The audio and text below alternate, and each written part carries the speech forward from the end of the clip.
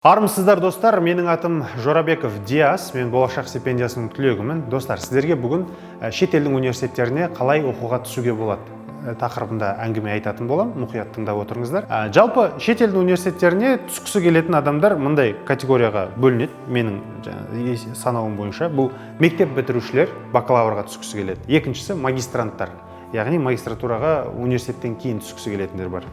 Үшінші кісілер бар, бұл кісілер PhD оқысы келеді. Бұлар магистратураны бітірген адамдар, Қазақстан азаматтары. Енді әрқайсыңызға жалпы керек болатын ақпараттар ретінде түсіндірейін.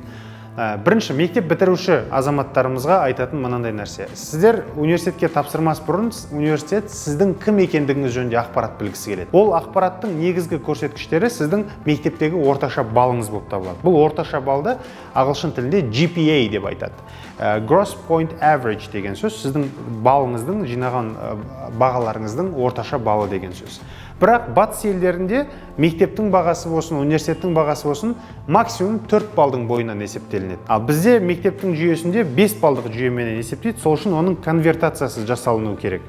Ол конвертацияны қалай жасайтындық туралы таблицаны мен сізге осы видеоның астына қойып қоям, сол жерден көре аласыздар. Екінші, сіздің GPA-іңіз дейік, батыс елдерінің университеттері кемінде 3-0 GPA-дан жоғары балл жинаған адамдарды оқуға алуға біраз ынталары болады. Мысалы, ол қандай адамдар? Біздегі орташа баллы 4 баллдан жоғары адамдар оқуға түсу ықтималдығы көбейеді. Екінші сізден талап ететін нәрсе бұл халықаралық ағылшын тілі емтиханының көрсеткіші. Халықаралық ағылшын тілі емтихандарының ішінде бұл бізде IELTS өте танымал емтихан. International English Language Testing System деген емтихан бар. Бұл IELTS емтиханын максимум сіз 9 балл жинай аласыз. Негізгі талап етілетін балдың көрсеткіші бұл 5,5-6 балл сізден талап етеді. Бакалавр деңгейіне оқуға түсу үшін. Ал екінші емтиханның түрі бар, халықаралық ағылшын тілі, бұл TOEFL деген емтихан. Test of English as a Foreign Language деп аталады. Бұл емтиханда халықаралық стандартқа ие емтихан, ағылшын тілі біліміңізді бағалау үшін арналған. Ол жерде сіз оның IBT, PBT деген екі түрлі форматы бар. IBT деген форматта максимум 120 балл, сізден университеттердің талап ететін балы кемінде 69-70 балл талап етеді. 120 балдың бойынан. Яғни өзіңіз соған қарай шама-шарқыңызды есептеп қараңыз. Бұл IELTS-та, TOEFL емтиханына да дайындықты көп адам бастағысы келеді, жүйелі түрде қалай оқу керек екендігін білмейді.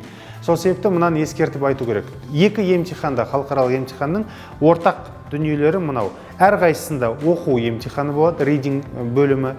Жазу емтиханы, writing, сіз эссе жазасыз ол жерде. Үшінші, listening, тыңдау емтиханы болады.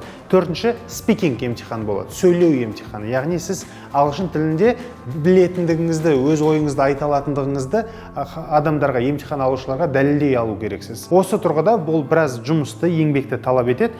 Әрбір бөліміне кемінде 100-200 сағат уақыт бөлуіңіз керек. Бұны ойдан шығармаған абзал достар. Сол себепті IELTS-ға дайындалу барысында, TOEFL-ға дайындалу барысында тыңғылықты уақытыңызды алдын ала жоспарлап 1 жыл, 2 жыл бұрын отыруыңыз керексіз.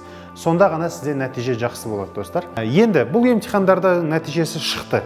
Жақсы балл жинадыңыз. Сіздігі жеткілікті, GPA-іңізді жеткілікті, IELTS-іңізді жеткілікті дейік. Үшінші жасауыңыз керек нәрсе бұл мемлекет таңдау. Қай жаққа барғыңыз келеді? Мемлекет таңдаған кезде достар, сіз денсаулығыңызға жағымды, жайлы жерді таңдағаныңыз абзал.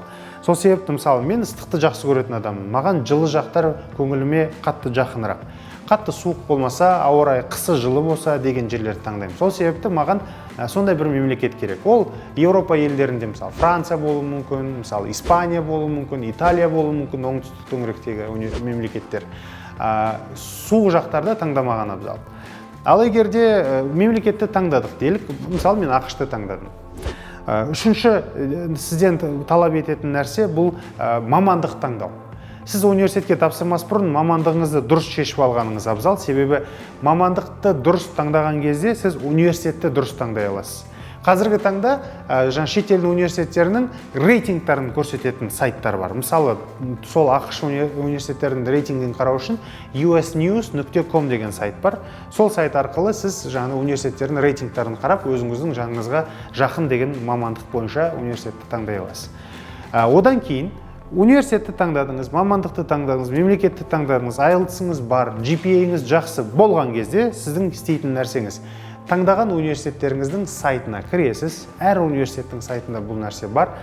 Potential students, яғни потенциалды түрде бұл университетке тапсырғысы келетін адамдарға арналған бір бөлімдері болады сайттардың ішінде. Соның ішіне кіріп, mesela prospective students деп жазылып тұрады әр сайтта әрқалай.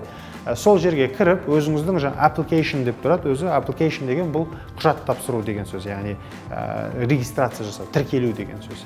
Сол жерді басқаннан кейін сізге керекті ақпараттарды талап ете бастайды. Ол сіздің ат жөніңізді, ақпаратыңызды, қай университет, диплом, аттестатыңыз болса, соның копиясын бересіз. Университет бітіріп жатсаңыз, дипломыңыздың копиясын жібересіз. Одан кейін қандай да бір ақпараттар сұрап жатса, соларды сіз толыққанды өткізіп отыру керексіз. Сол кезде барып сіз университеттен шақыру мүмкіндігіне ие бола бастайсыз. Ескеретін мынандай маңызды нәрсе бар, достар. Application, тіркелу процесі болып жатқан уақытта университеттер сізден белгілі бір төлем талап етеді. Бұл application fee деп аталады. Американдық университеттер, енді мен өзім сол жақтарға тапсырғаннан кейін сол жағын көбірек білем.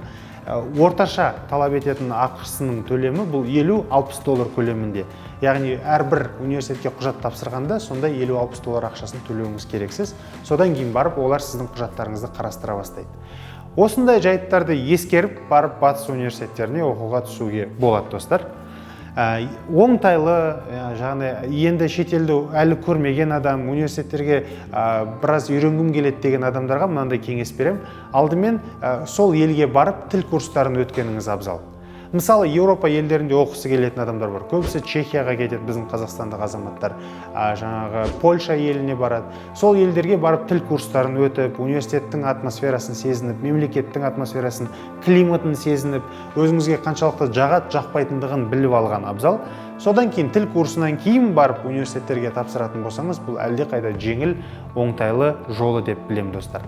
Енді тіл курсы арқылы грант жеңіп алу мүмкіндіктері бар. Кейбір мемлекеттер бар. Мысалы, тура айтып өткен Чехия елі, Германия елі, Польша елі, Қытай елі. Бұл елдер өзге елдің азаматтары келіп, сол елдерге солардың өзінің тілін үйренетін болса, сол тілде университеттерде тегін оқу мүмкіндіктерін береді. Ол жағдайға да ие болуыңызға болады. Сол себепті бұл мүмкіндіктерді қарастырыңыздар. Ары қарайғы толық ақпараттарды осыдан кейінгі видеолар шығаратын болам. Сол жерлерді сізге түсіндіріп бере аламын. Америка Құрама Штаттарының университеттеріне түскім келеді деген ойыңыз болса, ол университеттерде түспестен бұрын өз көзіммен көргім келеді деген ойыңыз болатын болса, қалай Америкаға баруға болады деген сұрақ пайда болады. Ол сұрақтың бірінші жауабы бұл алдымен виза алуыңыз керек деген нәрсе шығады. Визаны қалай алу керектігі туралы мен арнайы видеом бар. Осы видеоның сілтемесі осы видеоның астында тұр. Ашып көріп, сол жерден виза толтыру туралы ақпарат ала аласыздар. Достар, осы видеоны көріп шыққаннан кейін қандай да бір сұрағыңыз пайда болса, астына комментке жазсаңыз болады. Сұрақтан бөлек, егер де менің тарапымнан қандай да бір видеоның тақырыптарын көргіңіз келетін болса, оны да жаза отырыңыздар астына. Мен олардың барлығын міндетті түрде оқып шығам және соларға сай сапалы видеолар шығаруға барымды салатын болам. Лайктарыңызды басып, осы видеомен бөлісіп отырыңыздар. Сау, сәлематты болыңыз.